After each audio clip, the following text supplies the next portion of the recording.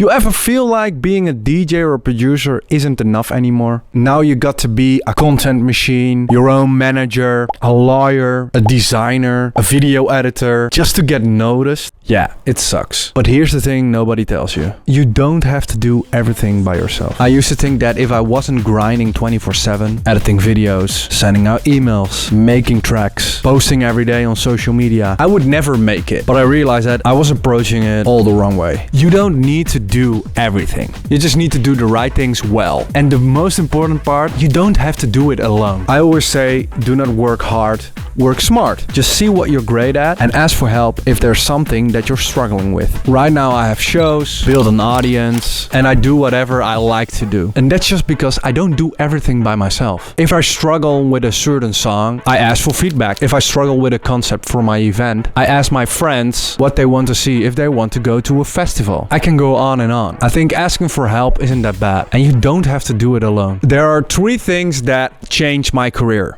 And I'm gonna tell you these 3 things, but not before you subscribe to my channel. I try to upload every week, and if not, I upload on my Patreon as well, but that's another story. So subscribe to my channel, leave a like, and let me know what you want to see next. So, the first thing that changed my career was a mindset shift. You're not just a DJ or producer, you're an artist. An artist is a brand, and I know that sounds overwhelming, but to be completely honest, it isn't. You can decide how people see you, nobody else. So if you want to be that model DJ, be that model DJ. If you want to be that artist that everybody wants to party with, go be that artist. The only thing that helps is to stay true to yourself. People will notice it if you're not authentic, and they will not be eager to follow you if they feel like it's fake.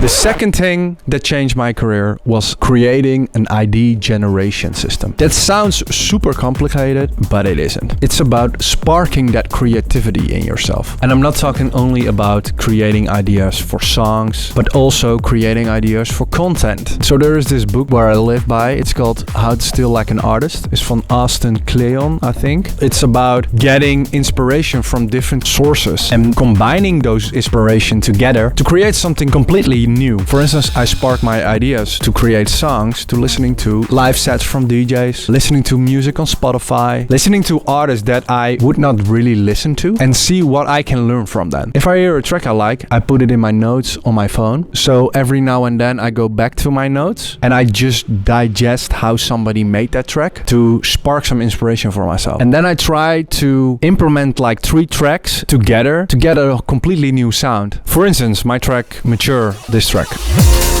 has been inspired by 3 songs. First, it's like a sort of stussy kind of sound with the lead, but also the lately bass is from a different track called Summer Groove. And those vocals that you hear are inspired by drill rap vocals. Therefore, I sort of completely created something new for myself and interesting that I thought, okay, I haven't made something like that before, you know? It's the same for me when I create content. There's this website that's called socialsound.io, and I use the daily content ideas to spark my inspiration to create content as well. They put out a monthly sheet with all the top content there is on artist content, and therefore you can see what already worked for other artists, but also you can combine those videos to come up with some completely new. It's super easy to use. It just shows what already worked. And you also need to know, you don't need to reinvent the wheel. You need to understand what worked in the past and try to give it a sort of different spin for yourself. I do think you don't need to copy paste it, but if you give it your own twist, you can come up with something what could be the next viral thing on social media, you know? The third thing is that you need to build an audience. Everybody always talks about going viral, but nobody talks about building that audience.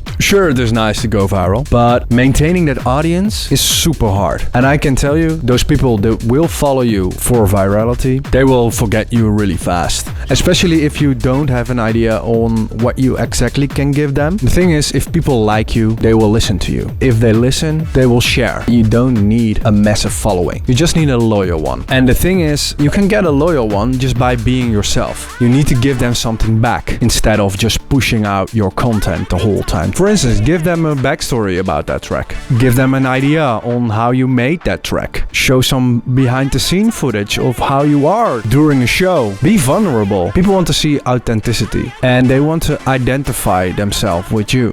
If you're going to be that guy that only push content towards them and not pull them in, they won't be following you for long. So no, you don't have to be all those things that I mentioned in the first part of the video. But you do have to show up. If you can share your story and connect your face with your sound, you will stand out in a sea of clones. If you want more tips like this, go subscribe to my channel. And if you want some deeper advice on career choices or tutorials about music production, go to my Patreon. And of course, if you're stuck at social media content, check out Social Sound. Remember, being an artist today doesn't mean you need to be everything. Gather people and methods around you and just ask for help. You got this. You need to subscribe to Tim Hawks on YouTube, or you're going to die.